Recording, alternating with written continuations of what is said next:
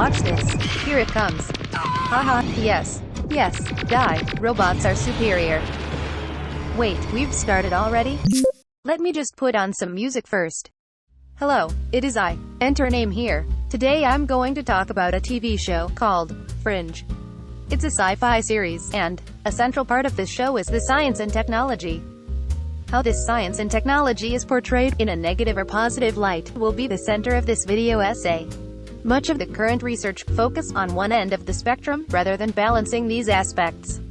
That is what this video essay will bring to the table. More on that later. But first we must go back to the beginning. Oops, that was a bit too far. Here we go. Science fiction cinema, with its roots in the machine age and the technology created during this time, inspired what was to become a more serious and modern science fiction. As J.P. Tillett writes, this dominance of the machine, and the development of an attended machine consciousness, produced a rather different attitude toward both the cinema and science fiction, and it eventuated in the production of the first truly distinct body of science fiction films. This new perspective brought with it an outburst of utopian writing that speculated on the future, and what might be possible with science and technology. Now this perspective eventually led to a technophobic view of the possible technology that may emerge in the not-so-distant future. In the 1970s and onwards, the technophobic representations grew, with several films that portrayed a negative outcome. Here are two simple examples of these aspects mentioned. One positive. You've done some serious coding on this thing, huh? Uh-huh. Programmed them with over 10,000 medical procedures. And one negative. I propose that we end the world. I give to you the T-virus. So, whether it is the end of the world, or that humanity has achieved the ultimate goal of a utopia, science fiction is a genre that showcases these outcomes of humanity while at the same time crossing into other genres, like horror and disaster films. We can see this from movies and TV shows such as Terminator, Blade Runner, Black Mirror, Star Trek, and Back to the Future Part 2. Now these examples all show positive and negative representations of science and technology. From machines taking over the world and killing all humans like my associate Terry and friend Carl, to humanity building a society that transcends and excels any other. There is a clear focus point within science fiction on the extremes of these representations. But what does it mean to be a negative or positive representation of science and technology? And is there a film or TV show that portrays them in a balanced manner, rather than being on one side or the other? Of course there is. This, for example, and, as I previously mentioned, the TV show Fringe. Fringe is a TV show that centers on unexplained events that are investigated by Olivia Dunham, Peter Bishop, Astrid Farnsworth, and Walter Bishop. And let's not forget, Gene. Is that a cow? Haha, oh you are funny, Charlie. Anyways, the website PBS had an interview with two writers of Fringe who handle the scientific parts of the episodes. And during this interview a question about balancing these aspects was asked. That is, what this video essay will be investigating. What does Fringe do to balance these representations? Most of the time, Fringe expresses these representations in clear categories. And the way they express positive representations are through the use of Walter Bishop. Most of the time Walter Bishop saves the day by using his expertise in fringe science. He formulates theories about the deaths in the show and applies the fringe science to solve the seemingly unsolvable. The negative representations of science and technology is often expressed with the different deaths in the show, and this TV show has some strange deaths. So instead of explaining them to you, I'm just going to show some examples. Cue music, and here we go.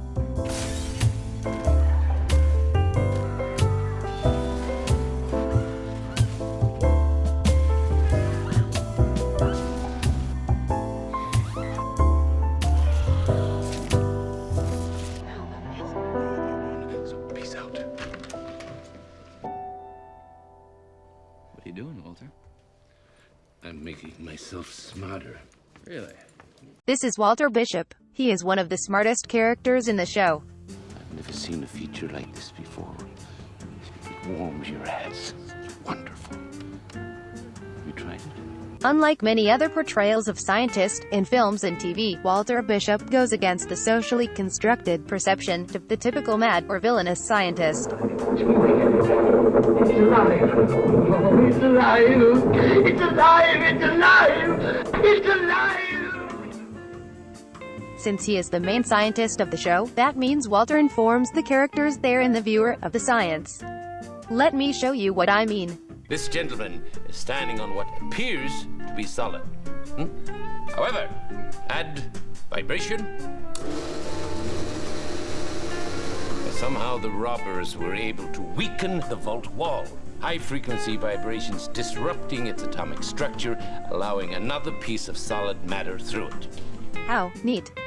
Well, let us continue to the analysis of how Fringe represents positive and negative science, and what the show does to balance these aspects, with our first example being a negative one.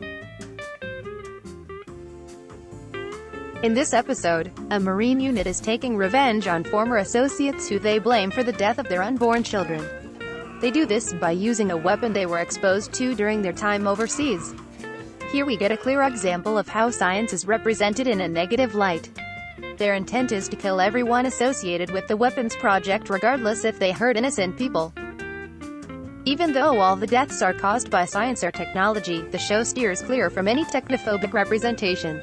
Unlike the show Black Mirror, for example, this is made clear by how the use of these aspects are being portrayed.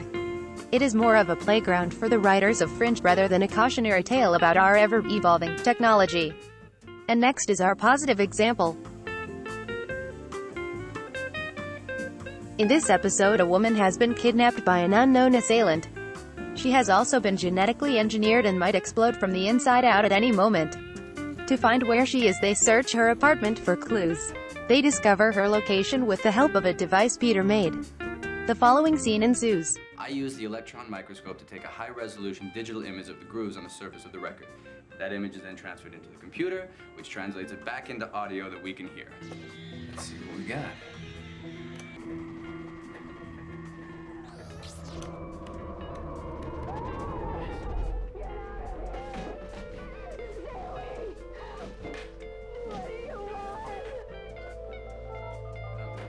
My cell phone app can dial the number from the tomes.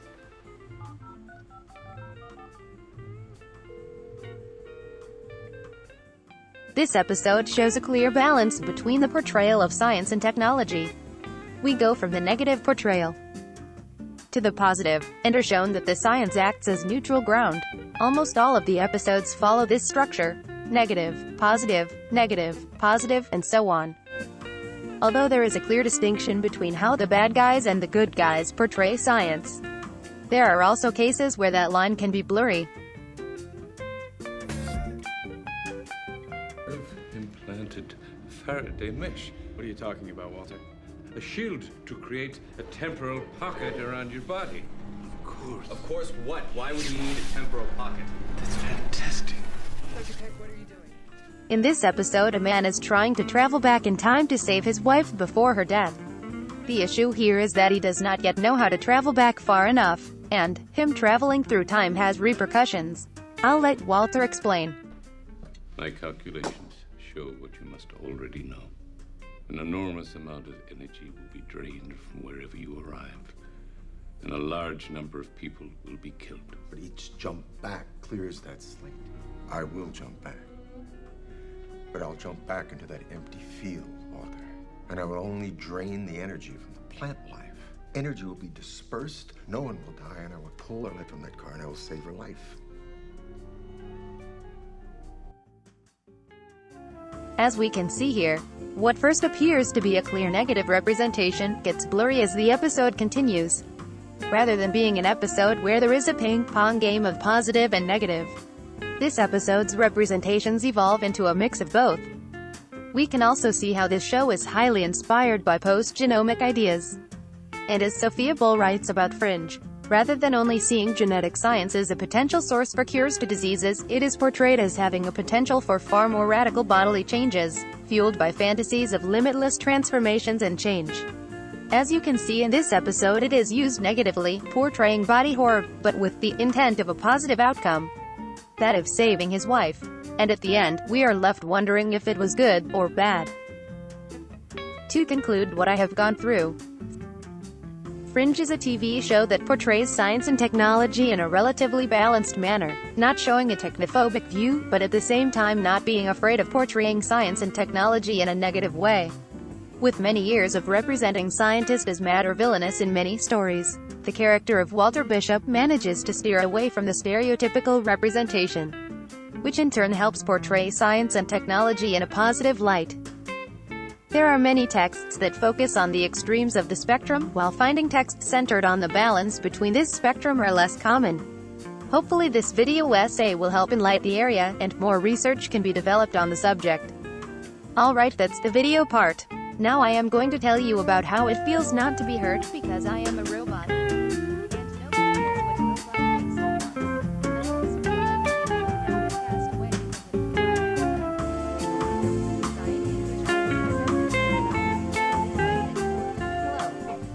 Right, Peter? I am talking to you. Hello, are you even listening?